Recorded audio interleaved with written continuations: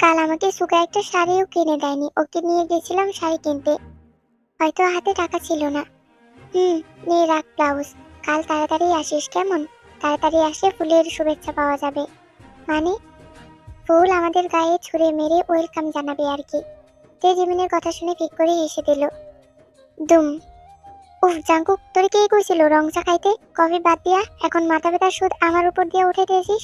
এত জোরে কেউ ঘুষি মারে? যা বাসায় ফিরে রেস্ট নে, আর কড়া করে কফি বানাই খা যা। জাঙ্কুক অপেক্ষা করছে ছুটি হলে যাবে, তেকে একটু জ্বালিয়ে তারপর যাবে। তে ভাবলো কাল ওই রোড দিয়ে যাওয়ার সময় ধরে ফেলেছিল আমাকে, আজ কৃষ্ণচূড়া গাছটার নিচ দিয়ে যাব, তাহলে গুলাই যাবে, বুঝতে পারবে না আমি কোন রোড দিয়ে যাব। তে কৃষ্ণচূড়া ফুল গাছটার নিচ দিয়ে হেঁটে যাচ্ছে। দাঁড়াও। তে চোখ বন্ধ করে নিজেকে বেকুব বলতে বলতে পেছনে তাকালো। আপনি? হুম। কি? কিছু না, যাও। তে মাথা ঝাঁকিয়ে জোরে জোরে হেঁটে চলে গেল। কিছু দূর গিয়ে থেমে গেল। জাঙ্কুকের চোখ মুখ এমন লাগতেছিল কেন? তে আবারও ফিরে এসে দেখলো জাঙ্কুক বাইকে হেলান দিয়ে মাথার চুল টানতেছে চোখ বন্ধ করে। তে একটু এগিয়ে এসে কিছুক্ষণ তাকিয়ে তারপর বলল, কি হয়েছে আপনার? জাঙ্কুক চমকে মাথা তুলে তাকালো তের দিকে। তুমি যাওনি এখনো? না। না মানে, আপনাকে এমন লাগতেছে কেন, কি হয়েছে? জাঙ্কুক মাথার চুল টেনে ঠিক করে বলল, মাথা ধরেছে, সকালে কফি খাইনি, কফি না খেলে আমার শরীর খারাপ করে। বাসায় চলে যান। হ্যাঁ। জাঙ্কুক বাইকে উঠে নিচের দিকে তাকিয়ে রইল। শরীরে মনে হয় কোনো শক্তি নেই। তে দেখলো জাঙ্কুক জোরে জোরে শ্বাস নিচ্ছে। তে তার ব্যাগটা গাছের শিকড়ের উপর রেখে জাঙ্কুককে বলল 20 টাকা দিতে। জাঙ্কুক মাথার চুল জোরে জোরে টানতে টানতে পকেট থেকে মানিব্যাগ নিয়ে পুরো মানিব্যাগটাই তের হাতে ধরিয়ে দিল। তে 20 টাকা নিয়ে মানিব্যাগটা জাঙ্কুকের হাতে দিয়ে চলে গেল। জাঙ্কুক তে চলে যাওয়ার দিকে তাকিয়ে গাছের শিকড়ের দিকে তাকালো। ব্যাগ রেখে গেছে, তার মানে আবার আসবে। তে এক কাপ কফি নিয়ে এসে জাঙ্কুকের হাতে দিল। জাঙ্কুক খুশি হয়ে সাথে সাথে পাগলের মতো গরম গরম কফি খেয়ে নিল। থ্যাঙ্কস। ওয়েলকাম। তে ব্যাগটা নিয়ে চলে যেতে নিতেই জাঙ্কুক বলল, দাঁড়াতে। কি? বাইকে ওঠো, আমি তোমাকে দিয়ে আসি। তে ঢোক গিলে চোখ নামিয়ে বলল, না ধন্যবাদ। ধন্যবাদ দিয়ে তাড়াতাড়ি চলে গেল সে ওখান থেকে। বুকের ভেতরটা কেঁপে যাচ্ছে তার। জাঙ্কুক মুচকি হেসে হাতটা বাড়িয়ে ধরল সামনে। কতগুলো ফুল পরে ভরে গেছে তার হাত। গাছটা মনে হয় তেয়ের মতো আমাকেও চিনে গেছে, তাই তো হাত বাড়াতেই এতগুলো ফুল এসে ভরে গেল। প্রিয়দের বাসা থেকে বেরিয়ে এবার যাবো আকাশদের বাসায়, কিন্তু এ কি? সেই ছেলেগুলো এখানেও রিক্সা এনে হাজির করেছে। ওরা জানে কি করে আমি এখানটায় প্রাইভেট পড়াই? তে বাধ্য হয়ে রিক্সায় উঠলো। রিক্সা আকাশদের বাসার সামনে এসে থামলো। তে আকাশকে পড়িয়ে বের হতেই আবার দেখলো সেই রিক্সা দাঁড়িয়ে আছে, সাথে ছেলেগুলাও। আসসালামু আলাইকুম ভাবি, ভালো আছেন তো? তে চোখ বড় করে ছেলেটার দিকে তাকিয়ে বলল, ভাবি? কার? কিসের? ছেলেটা কাশি দিয়ে বলল, কিছু না, যান বাসায় যান, আল্লাহ হাফেজ। ছেলেগুলো নিমিষেই উধাও হয়ে গেল সেখান থেকে। তে ভাবতে ভাবতে রিক্সায় উঠলো। কিছু তো গড়বড় আছেই। বাসায় ফিরে ভাত বসিয়ে বই নিয়ে পড়তেছে তে। জাঙ্কুকের কথা মনে পড়ে গেল। মানুষ ওষুধ না খেলে অসুস্থ হয়ে যায়, আর এই ছেলে নাকি কফি না খেলে অসুস্থ হয়ে যায়। আজব ব্যাপার। কয়েক মাস আগে তে বাসার সামনে উঠোনটাই মরিচের বিচি ফেলেছিল, সেখানে গাছ উঠেছে 3টা। সেই গাছে 3টার মধ্যে একটাতে মরিচ ধরেছে অনেকগুলো। আজকে উঠানে সেই মরিচ গাছটা থেকে তে একটা মরিচ এনে ভাত নিয়ে খেতে বসলো। তার হাতে করা গাছের মরিচ, স্বাদই আলাদা। ঝাল নেই, কিন্তু ঝাঁজ আছে। খাওয়া শেষে সব গুছিয়ে শুয়ে পড়লো সে।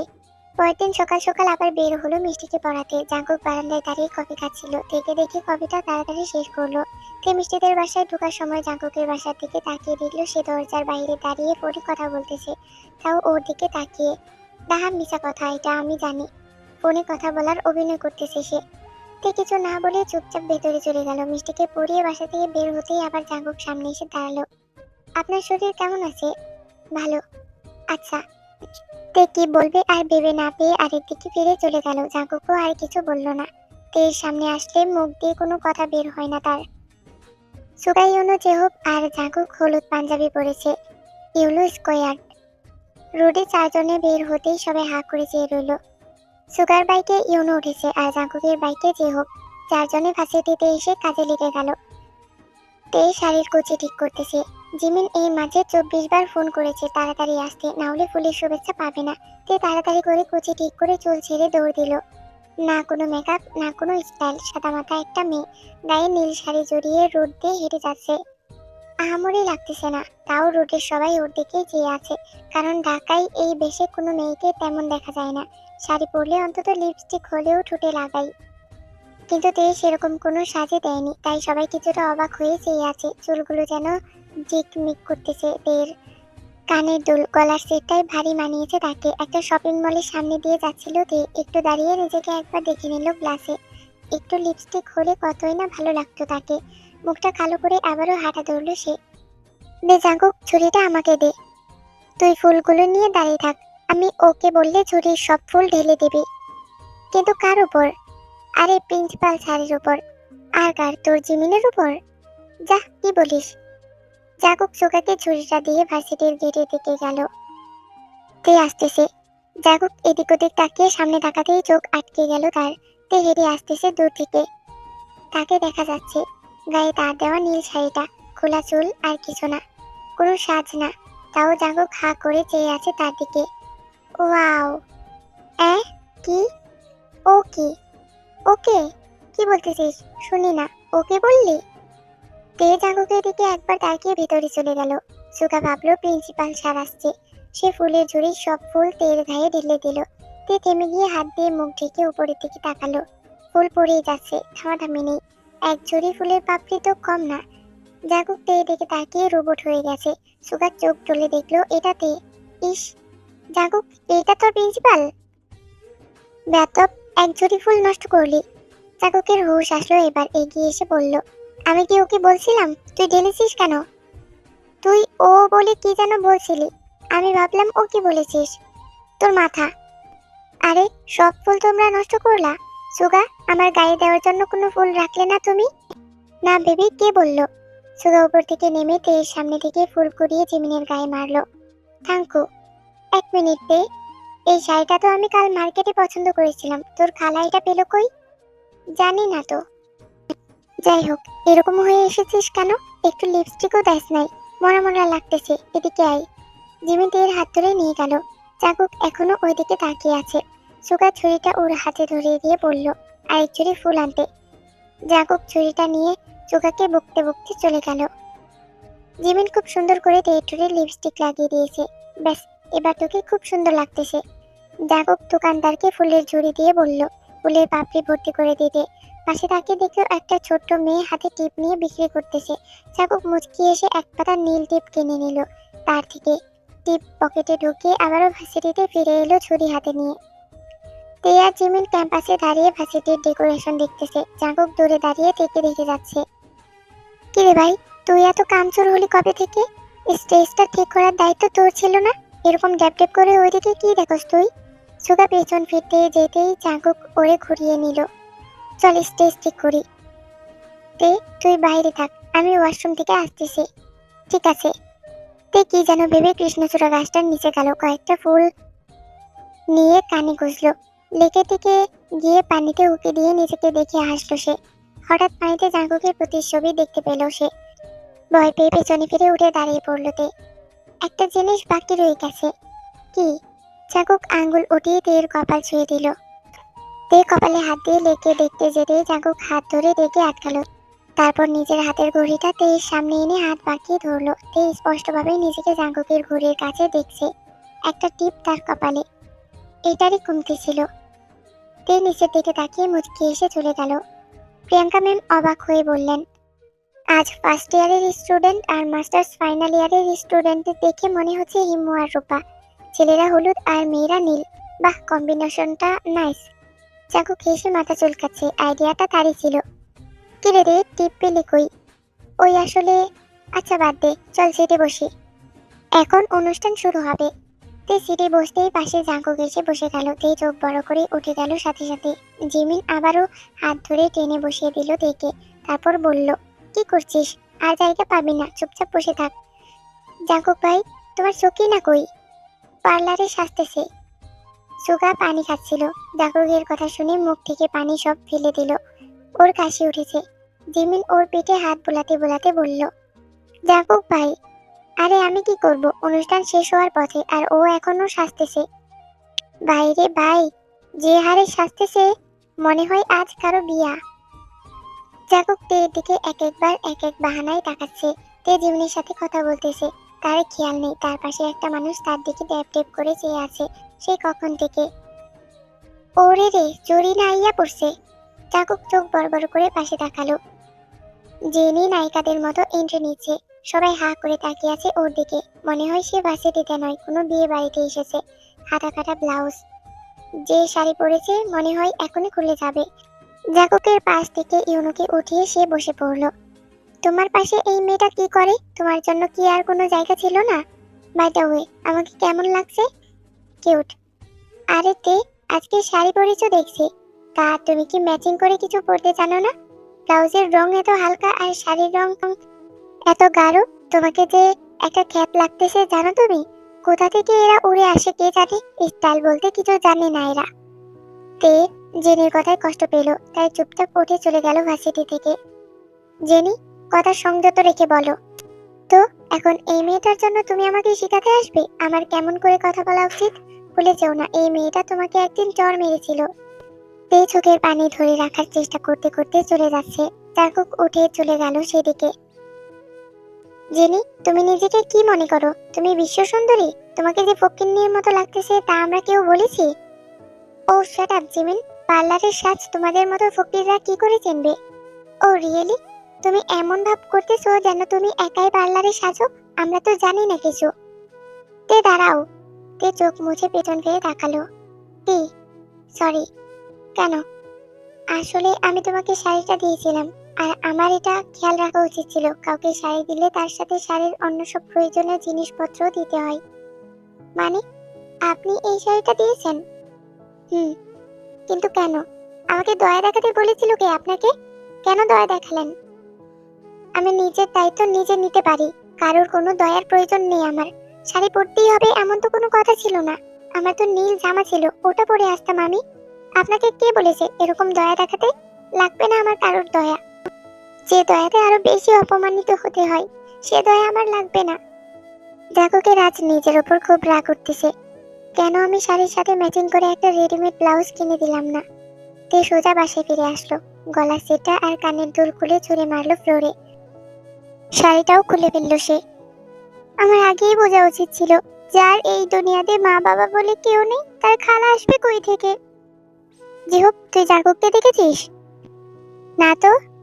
জাঙ্কুক বাসায় ফিরে গেছে মনে হয়। জেনি থেকে যা কথা শোনাইলো ওর গায়ে লাগছে। ওর গায়ে লাগছে কেন সুগা? জাঙ্কুক থেকে পছন্দ করে মেবি। আমারও তাই মনে হচ্ছে।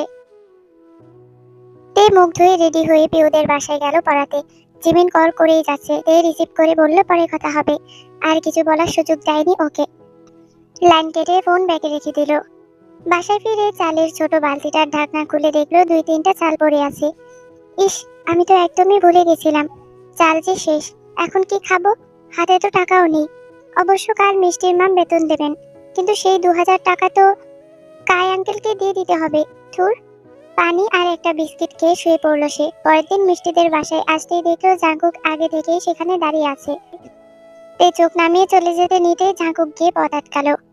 তে সরি, আমি তোমাকে দয়া দেখানোর জন্য শাড়িটা দিই নাই, আমি জাস্ট চেয়েছিলাম। তে জাঙ্কুককে আর কিছু বলতে দিল না, মিষ্টিকে পড়াতে চলে গেল। জাঙ্কুক হাত দিয়ে দেয়ালে ঘুষি মারলো একটা। রুমিকে দরজা বন্ধ করে ফেললো। সিগারেট এক প্যাকেট নিয়ে ফ্লোরে বসে সিগারেট খাওয়া শুরু করলো একের পর এক। তেকে মিষ্টির মা 2000 টাকা দিলেন। সে বাসা থেকে বেরিয়ে হেঁটে বাসায় এসে ভাবলো খাই আঙ্কেলকে 1800 টাকা দেব, বাকি 200 টাকা চাল আর ডাল কিনবো। না হলে আজ না খেয়ে থাকতে হবে। আগে দেখি 1800 টাকা দেখে যদি কাই আঙ্কেল চিল্লাচিল্লি করে, তাহলে বাকি 200 টাকাও দিয়ে দেব। তে 1800 টাকা নিয়ে কায়ের বাসায় আসলো। কলিং বেল চাপতেই কাই এসে দরজা খুলে দেখলেন তে টাকা নিয়ে দাঁড়িয়ে আছে। আঙ্কেল মাফ করবেন, আমার কাছে 1800 টাকা আছে, বাকি 200 টাকা কয়েকদিনের মধ্যেই দিয়ে দেব, এগুলা রাখেন এখন আপাতত। টাকা? কিসের টাকা? তোমার টাকা তো রফিকুর রহিম দিয়া দিছে, তোমার আর দিতে হইব না। মানে, রফিকুর রহিম কে? না, আসলে জানি না। এসে বলল তোমার রিলেটিভ হয়। দেখুন, আমার কোনো রিলেটিভ নেই, আপনি জানেন আমি অনাথ। তাহলে টাকা কে দিছে সত্যি করে বলেন। জিয়ন জাঙ্কুক নামে একটা ছেলে দিয়েছে। এর সাথে সাথে বেরিয়ে গেল সেখান থেকে। সোজা জাঙ্কুকের বাসার দিকে গেল রাগে কচকচ করতে করতে। জাঙ্কুক ফ্রেশ হয়ে রেডি হয়ে নিয়ে জুতার ফিতা লাগাচ্ছে সোফায় বসে। তে দরজায় নক করতেই বুয়া গিয়ে দরজা খুললো।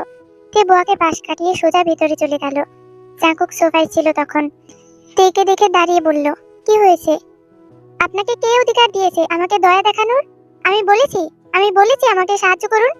একবার শাড়ি আরেকবার বাসা ভাড়া দান করতে হলে ফুটপাতের লোকেদের করেন, আমি মানা করছি নাকি? আমাকে দয়া দেখেন কেন? লাগবে না আপনার টাকা। আমাকে সবাই ফুটপাতের মনে করে। একজন বলে বুয়ার কাজ করতে, আরেকজন আল্লাহর ওয়াস্তে টাকা বস্ত্র দিয়ে সাহায্য করে। আমি আজ পর্যন্ত নিজের ভার নিজে বহন করে এসেছি, কারোর থেকে টাকা দয়া হিসাবেও নেই নাই। সো প্লিজ আমাকে আর এইসব দয়া দেখাবেন না। না খেয়ে মরে যাবো, তাও কারোর দয়া আমি নিব না। তে তার হাতে 2000 টাকা জাঙ্কুকের হাতে ধরিয়ে দিয়ে চলে গেল। বুয়া হা করে তাকিয়ে আছে। জাঙ্কুকের মতো রাগী ছেলে এরকম চুপ করে দাঁড়িয়ে আছে।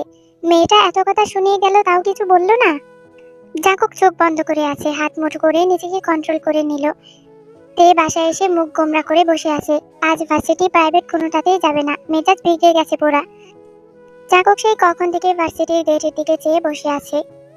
জিমিন আমাকে বলল তে আজ আসবে না। সুগার কথা শুনে জাঙ্কুক চুপ করে জ্যাকেটটা হাতে নিয়ে কৃষ্ণচূড়া গাছটার নিচে এসে বসলো।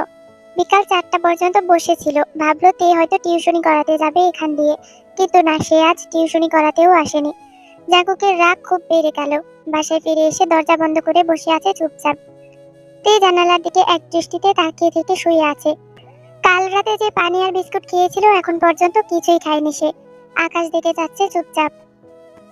মিম রান্না করে খেয়ে দিয়ে ঘুমিয়ে আবার ঘুম থেকে উঠে কাজে চলে গেছে। তেই খেয়েছে কিনা খায়নি সেদিকে তার বিন্দুমাত্র নজর নেই। রাত 8টা বাজে। তেকে এবার খিদারা ভালো করে ধরলো। উঠে গিয়ে পানি আর একটা বিস্কুট নিয়ে বসলো খাটের উপর। বাইরে থেমে থেমে মেঘ গর্জন দিচ্ছে, যে কোনো সময় বৃষ্টি শুরু হয়ে যাবে। জাগক ছাদে এসে বসে আছে। তেও উঠোনে দাঁড়িয়ে নির্ভয়ে আকাশের দিকে তাকিয়ে আছে। বৃষ্টি ক্রমাগত বেড়েই চলেছে। তে চোখ বন্ধ করে ভিজতেছে। জাগক ছাদে বসে নিচের দিকে তাকিয়ে ভিজতেছে। মনে হচ্ছে সকল ক্লান্তি দূর হয়ে যাচ্ছে। বৃষ্টির পানি তেয়ের মুখ ছুঁয়ে নিচে পড়ছে, আর জাগক নিচের দিকে মুখ করে থাকায় সোজা তার পিঠের উপর পড়তেছে। খুব অদূর রাত্রের ভোরে ইচ্ছেগুলো হচ্ছে নিখোঁজ।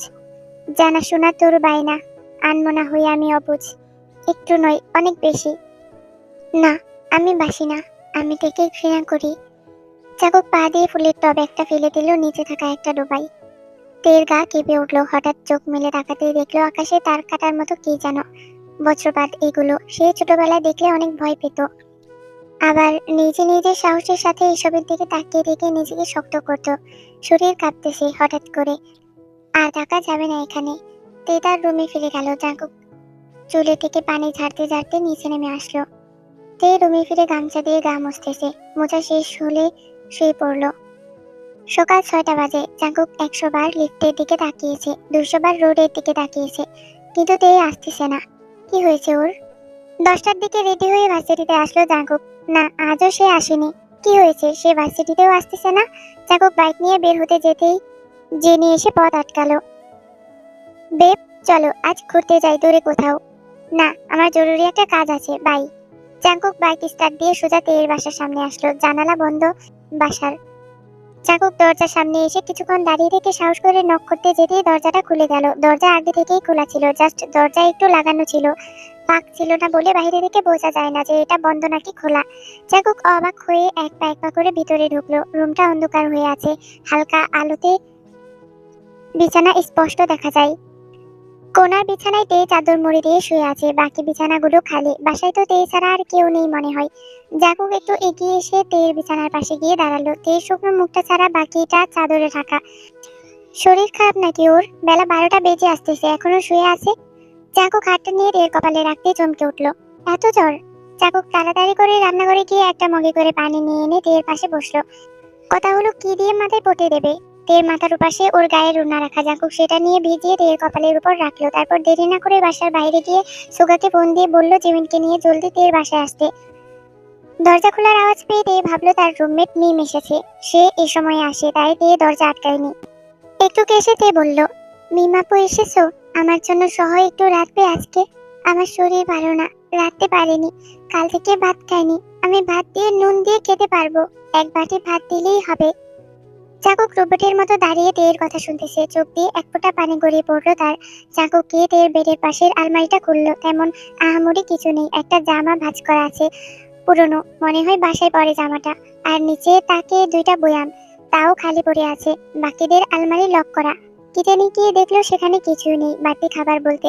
চাকুকের বুকটা ফেটে যাচ্ছে এইসব দেখে।